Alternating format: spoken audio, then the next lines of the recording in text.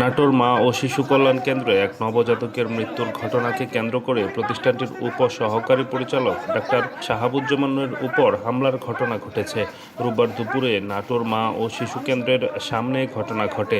পরে ঘটনার একটি ভিডিও সামাজিক যোগাযোগ মাধ্যমে ছড়িয়ে পড়ে। ওই ভিডিওতে দেখা যায় নাটোর মা ও শিশু কল্যাণ কেন্দ্র সংলগ্ন সড়কে প্রতিষ্ঠানটির উপসহকারী পরিচালক ডাক্তার শাহাবুজ্জামানকে কিছু লোক মারধর করছে। এ সময় তিনি দৌড়ে আত্মরক্ষার চেষ্টা করতে দেখা যায়।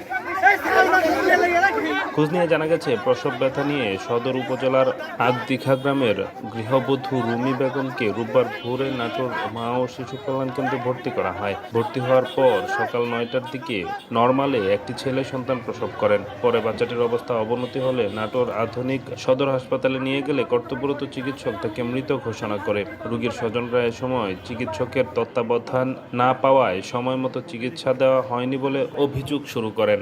দুপুরের দিকে ঘটনার খবর পেয়ে তাদের আরও স্বজনরা হাসপাতাল চত্বরে জড়ো হয়ে দায়ীদের বিরুদ্ধে ব্যবস্থা নেওয়ার দাবি জানান। এক পর্যায়ে সেখানে বিষয়টি তদন্ত করতে আসেন উপসহকারী পরিচালক ডাক্তার শাহাবুজ্জামান। এ সময় ঘটনাস্থলে থাকা বিক্ষুব্ধরা তাকে মারধর করে।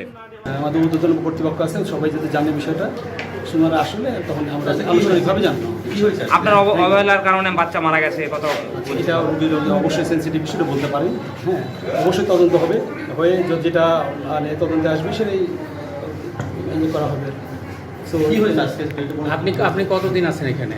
আমি প্রায় 1.5 বছর। 1.5 বছর। অনেকে ক্লেম করছে আপনি নাকি এরকমভাবে রুগীদের অবহেলা করেন, কথা রেসপন্স করেন না। এটা রুগীরা ভালো বলতে পারবেন। আমি আপনাদেরকে আবারও বলছি যে আমাদের ঊর্ধ্বতন কর্তৃপক্ষ যেহেতু ইনফর্ম, সবাই ইনফর্ম, এটা একটা সুষ্ঠু তদন্তের মাধ্যমে যেটা বেরিয়ে আসবে সেটাই হবে।